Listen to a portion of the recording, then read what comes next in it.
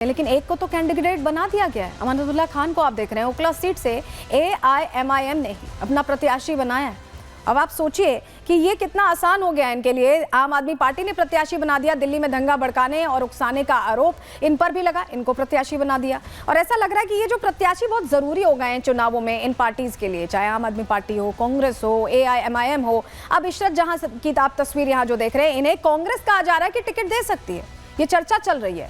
दिल्ली दंगे की आरोपी है इशरत जहां भी, और इन्हें भी टिकट दिए जाने की बात चल रही है। तो ऐसा लग रहा है कि चुनावों में अगर जीत चाहिए तो कोई भी चलेगा, वोट बैंक के लिए कोई भी चलेगा, लेकिन वोट बैंक इंटैक्ट रहना चाहिए, वोट मिलना चाहिए, चाहे दंगे में शामिल लोगों को ही चुनाव में उतारना पड़े, जनता के बीच लाना पड़े। ऐसे में सवाल कई खड़े होते हैं और जनता के मन में भी खड़े होते हैं। क्या इस पर होगा, हमारी नजर रहेगी। लेकिन अब आगे बढ़ते हैं, अब चलते हैं उत्तर प्रदेश और कुंभ की बात करते हैं, जिसकी शुरुआत से पहले अब धमकियां दी जाने लगी हैं। किसकी धमकी आई है, क्यों आई है, क्या कहा है, सब बताने जा रहे हैं।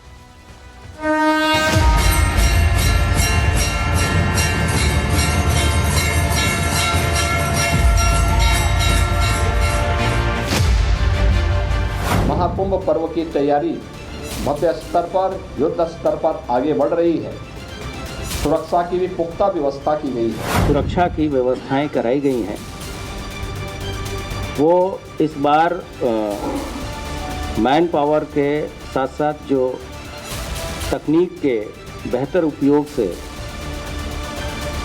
सुविधाएं देने का है। सभी के द्वारा लगातार ट्रेनिंग और एक्सरसाइजेज की जा रही है ताकि यहाँ पर पूरी तरह से सुरक्षा व्यवस्था सुदृढ़ बनाई जा सके।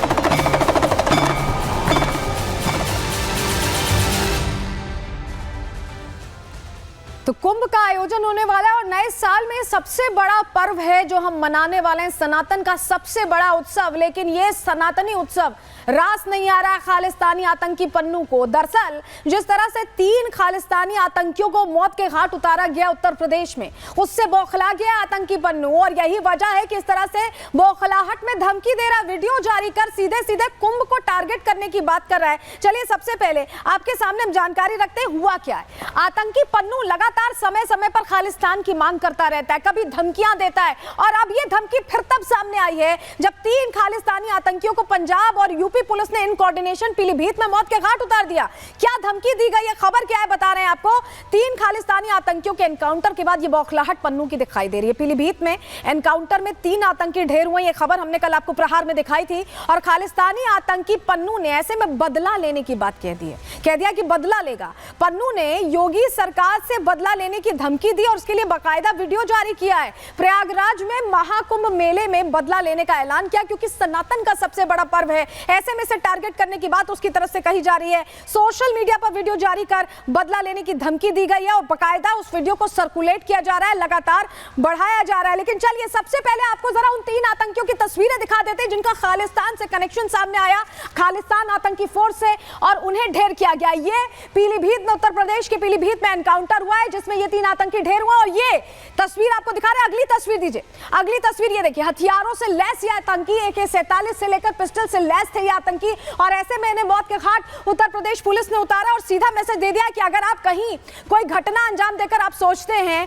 कि आप उत्तर प्रदेश में छिप लेंगे तो उत्तर प्रदेश में यह मुनासिब नहीं है, क्योंकि अपराध को लेकर जीरो टॉलरेंस नीति यहां अपनाई जाती है। ऐसे में धमकी भरे वीडियो में पन्नू ने क्या कहा है, चलिए सबसे पहले जानकारी आपके सामने रख रहे हैं। खालिस्तानी समर्थक ने धमकी भरा वीडियो जारी किया और इस वीडियो में सीधे सीधे अटैक करने की बात कही है। ढेर यहाँ पर आतंकियों के परिजनों को 5 लाख देने का भी उसकी तरफ से दावा किया गया, यानी मदद करेगा ये कह रहा है। और वीडियो में बदला लेने के लिए 3 तारीखों का ऐलान उसकी तरफ से कर दिया गया। PM मोदी और योगी के लिए उसने अपशब्दों का इस्तेमाल किया धमकी देते हुए, और महाकुंभ को हिंदू आतंकवाद का आखिरी महाकुंभ बताया। सनातन के सबसे बड़े पर्व का उसने हिंदू आतंकवाद नाम से यहाँ पर उसको एड्रेस किया। और ये संघर्ष 1984 से चल रहा है, ये पन्नू ने कहा। लगातार निर्दोष सिखों की हत्या की जा रही है, ये पन्नू डराने की कोशिश यहां करता दिखाई दिया, और सिखों का अन्य तरीके से उत्पीड़न किया जा रहा है, ये भी पन्नू ने कहा। इस सब का एक ही हल है, खालिस्तान मनाना। एक बार फिर से खालिस्तान की मांग की, और जो 3 तारीख है जिसको लेकर उसने यहां चेतावनी दी है, या ये कहें कि धमकाने की कोशिश की। पहला शाही स्नान जो 14 फरवरी 2025 को होगा, मकर संक्रांति के दिन पर, उसके लिए धमकी। तीसरा शाही स्नान 3 फरवरी 2025 को बसंत पंचमी के दिन जो होना है, उसके लिए धमकी दी गई है। और पहले शाही स्नान के लिए और दूसरे शाही स्नान 29 जनवरी 2025 के लिए भी उसकी तरफ से धमकी दे दी गई है। धमकी के बाद देखिए अब और मुस्तैदी रखी जा रही है। जरा तस्वीर आपको दिखाते हैं, ये देखिए प्रशासन कैसे अलर्ट है और पूरा जो मेला क्षेत्र है उसमें गश्ती बढ़ा दी गई है। पूरी तैयारी रखी गई है कि परिंदा भी पर ना मार पाए और इसीलिए यहाँ पर देखिए आप प्रशासनिक अधिकारियों के निर्देश के बाद पुलिस महकमा लगातार लोगों के बीच पहुंच रहा है और गश्ती कर पूरे इलाके का जायजा समय समय पर लिया जा रहा है। लेकिन कैसी सुरक्षा व्यवस्था, अगर आप कुंभ में जाने वाले हैं तो आपके लिए भी ये जानना जरूरी है कि सुरक्षा व्यवस्था कैसी है, क्योंकि यहाँ पर 7 लेयर सिक्योरिटी की तैयारी की गई है। जानकारी आपके सामने रख रहे हैं, आपके लिए कुंभ जाना बिल्कुल सुरक्षित है। जान लीजिए, जमीन से आसमान तक 7 सुरक्षा चक्र यहाँ बनाए गए हैं। महाकुंभ में 7 लेयर सिक्योरिटी है, 3 लेयर की बैरिकेडिंग रखी गई है। इसके अलावा मेला क्षेत्र में ड्रोन्स की तैनाती, यानी ऊपर से मॉनिटरिंग टॉप एंगल से देखा जा सकेगा। 23,000 यहाँ पर सीसीटीवी कैमरे लगाए गए हैं। इसके अलावा हर गतिविधि पर क्लोजली मॉनिटरिंग कर नजर रखी जा रही है। फेस रिकॉग्निशन तकनीक से कैमरे लैस है, ऐसे में आपके चेहरे की पहचान हो जाएगी।